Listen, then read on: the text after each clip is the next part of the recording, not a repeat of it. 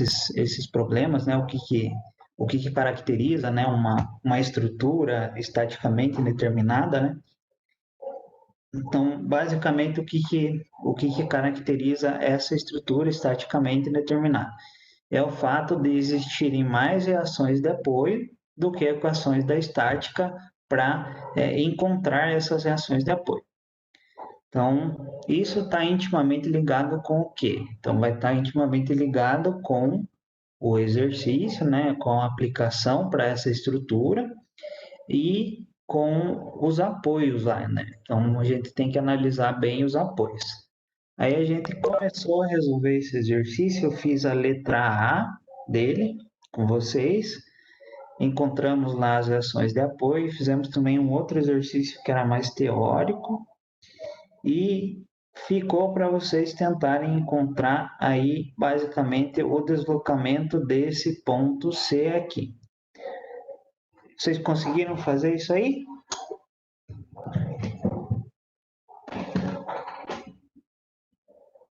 Era bem tranquilo. Então eu vou mostrar aqui como que fazia, mas é bem rapidinho mesmo. Deixa eu só pegar aqui mais uma folha que está para cá.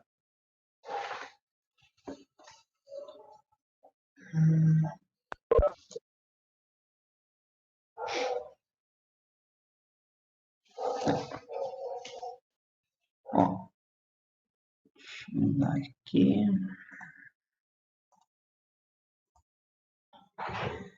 Beleza, então olhando lá o nosso exercício, ele pede para a gente o deslocamento desse ponto C. Então a gente vai partir, né, de que a gente removeu esse apoio aqui e vamos, né, abordar lá como o método da superposição que a gente viu na última aula, que era, né, considerar separado e depois no final juntar. Nesse caso, como a gente não vai precisar de considerar, calcular o deslocamento de outro ponto, né? Então, essa segunda metade aqui a gente não vai usar, vamos usar somente a primeira. Então, considerando lá que é o deslocamento do ponto C, né? Então, seria aqui o deslocamento do ponto A até B, né? Mais deslocamento de B até C, ou seja, né? O quanto deformou essa parte aqui da barra, mais o quanto deformou essa segunda parte aqui da barra. Então, vamos escrever aqui. Então,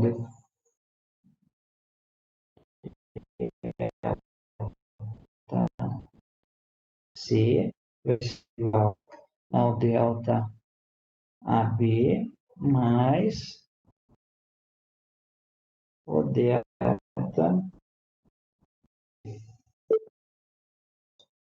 parte dos valores de cada uma dos comprimentos do módulo elástico, das áreas, a gente fez para construir lá a nossa...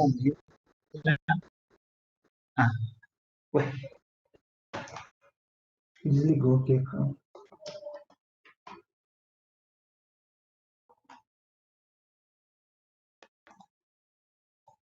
Oxe.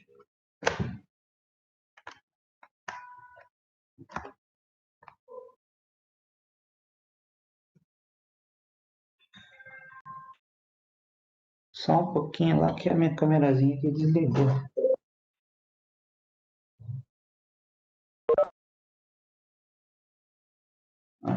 Beleza.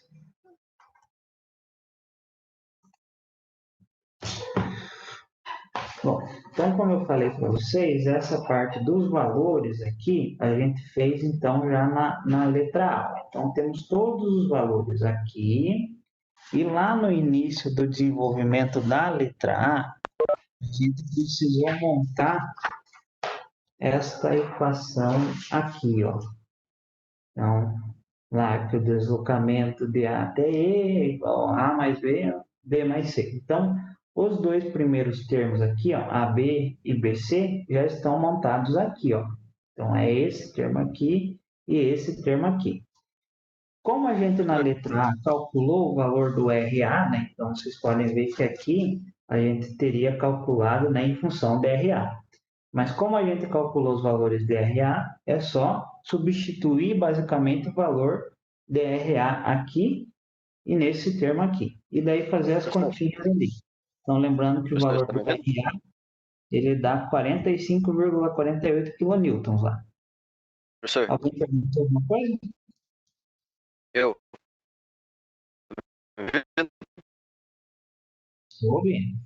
Aqui naquela parte que eu tava fazendo do. Sabe, aquele negócio da equação ali em cima? Sei. É, em 31 aí que você colocou embaixo é da área, né? O modo elástico, correto? Eu acho que sim. Uhum. É que eu tava fazendo aqui e não tava dando esse daí, esse 131. O qual valor não bateu? Ah, não tava batendo nenhum deles.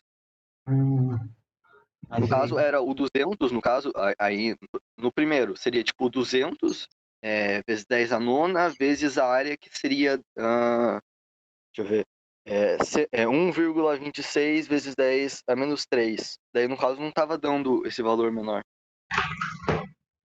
vamos ver aqui, 1,26, 3,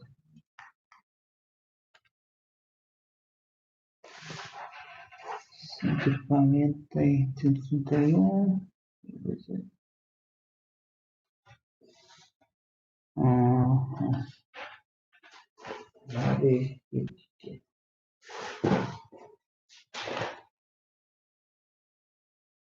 Mas a resposta do exercício estava certa pelo. Eu acho que é isso aí mesmo, Luiz. Não tem erro aí, não. Estranho. Essa parte. É isso aí mesmo. Ó, vamos focar aqui, que senão a gente vai atrasar o conteúdo. E essa parte aqui, na verdade, já é da aula anterior, né? Então, ó, como eu falei lá, a gente tinha que substituir o valor do RA que a gente calculou, colocar aqui, né, o RA, então somar os dois primeiros termos lá e a resposta dessa parte aqui, eu vou abrir aqui de novo. A resposta lá dessa continha vai dar delta C 48,8 vezes 10 a menos 6 metros. Aí também, esse 10 a menos 6, ó, da mesma forma como o 10 a mais 6, ele é indicado por uma unidade que é conhecida, bem usual na engenharia. Então, que é o micrômetro, é os microns, né? Então, 48,8 vezes 10 a menos 6 vezes 10 a menos 6 metros, né? Então, seria o equivalente a 48,8 microns. Então, essa daí é a resolução aí dessa parte aí. Bom, então essa era a tarefinha de vocês, o valor aí final é esse aí. Então, basicamente, era só somar os dois primeiros termos lá daquela equação maior que a gente usou para resolver a letra A. Beleza?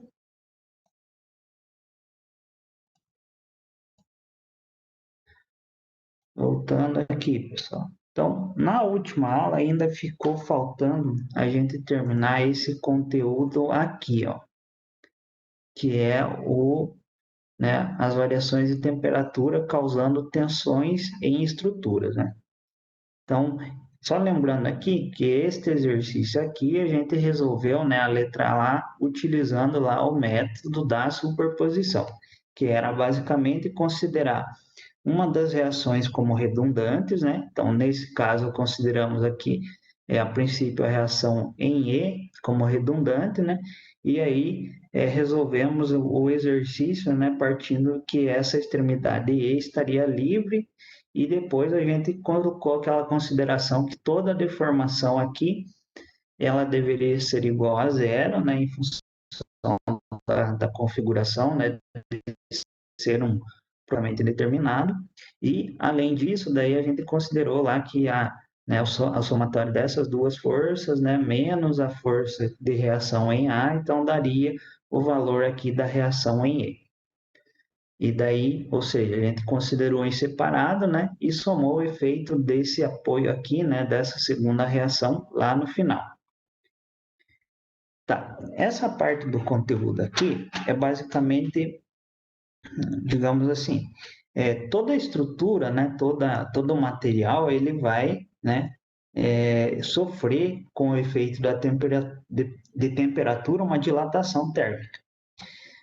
Dependendo aí da forma, né, da configuração da estrutura, essa deformação, na verdade, esse aumento, né, de comprimento, essa deformação em função da temperatura, ela pode gerar tensões que podem, né, resultar aí em efeitos, né, indesejados na estrutura, ou seja, o aparecimento de deformações em função da temperatura.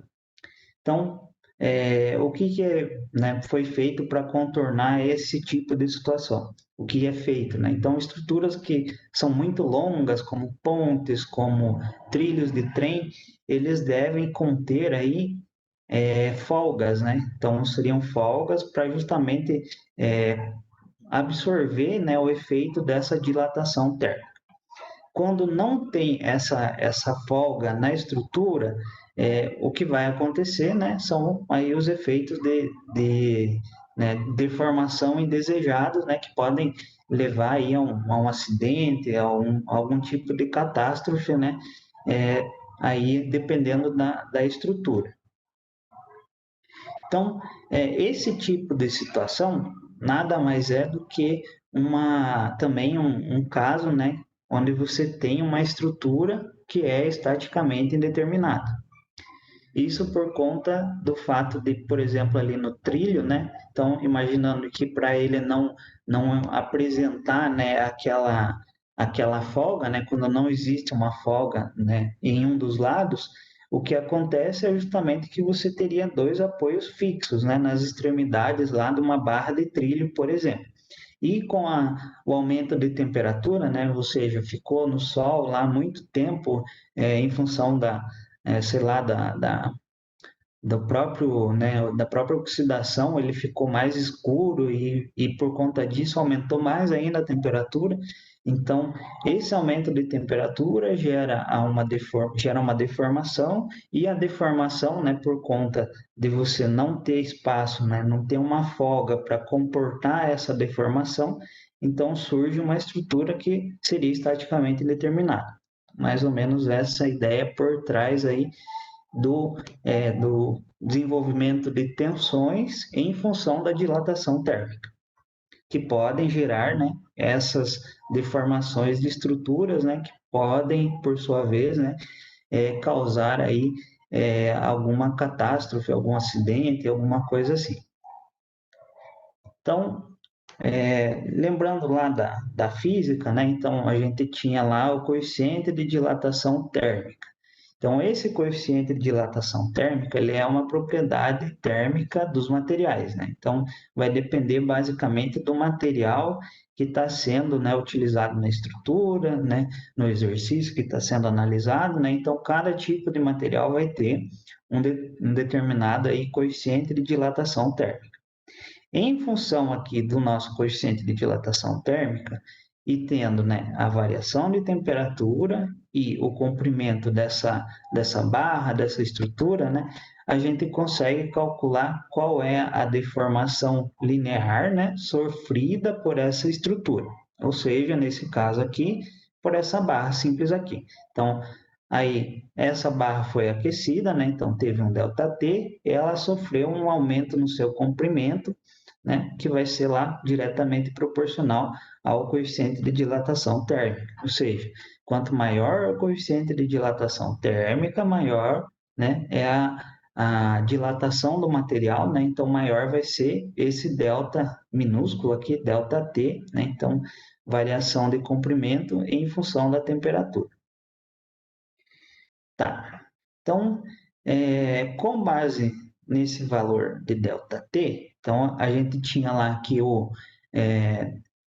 a deformação específica linear, né, lá na parte de deformação, então ele era dado pelo delta minúsculo, né, sobre o L, né. Nesse caso aqui, ó, a gente tem que o ΔT, então ele tem já um L aqui, ó. Então, quando a gente calcula a deformação específica térmica, né, então seria lá o ΔT divididos pelo L, né, que seria o nosso comprimento inicial. Como a gente já tem esse L embaixo, né? Então vai cortar esse L com o de baixo e vai sobrar, então, o quê? A deformação específica térmica, ela é proporcional aqui, né? Diretamente proporcional ao coeficiente de dilatação térmica e também a variação de temperatura. Então, como eu disse para vocês lá no começo, né? Então, a mudança de temperatura, né, quando a gente tem aqui uma estrutura que é, né, com dois apoios fixos, né, então é uma estrutura estaticamente determinada. A exemplo lá, quando você não deixa folga, né, entre os trilhos de trem ali na hora de encaixar um com o outro, né. Então, aquela folga, a existência dela vai, digamos assim, comportar esse ΔT, né, aqui, então vai ser dimensionada de forma a comportar isso, mas se for dimensionado errado, a gente vai ter basicamente uma estrutura que não pode se deformar e não vai poder absorver essa deformação em função da dilatação térmica. Nesse caso, então, a gente tem um problema estaticamente determinado. Então, com base nisso, a gente pode aplicar lá o método da superposição, né, e considerar, né, o efeito da variação de temperatura, né, em gerar uma carga, né, numa estrutura aí que seja estaticamente determinada, ou seja, alguma coisa com esse perfil aqui. Então, a tensão gerada pela mudança da temperatura vai ser lá a força dividido pela área. Esse valor de força aqui, a gente consegue determinar lá com base lá na lei de Hooke, né? Então, isolando lá o valor de tensão, lá de força, a gente consegue aqui chegar nessa equação aqui, ó, que dá para a gente, então, o valor de tensão gerado em uma estrutura em função da dilatação térmica. Ou seja, você vai promover uma variação de temperatura em uma determinada estrutura, essa variação de temperatura vai dilatar o material, essa dilatação ela não vai ser comportada pela ausência, né, de você ter uma folga entre, sei lá, duas barras, por exemplo. Então, com isso, você vai gerar, né, o surgimento de tensões na estrutura. Então, essa seria a tensão gerada dessa maneira aí que eu acabei de descrever para vocês. Então, essa é a equação que a gente vai usar para resolver esse exercício aqui, que é o exemplo dessa parte aí. Tranquilo entendendo essa parte do conteúdo? A parte teórica, pelo menos?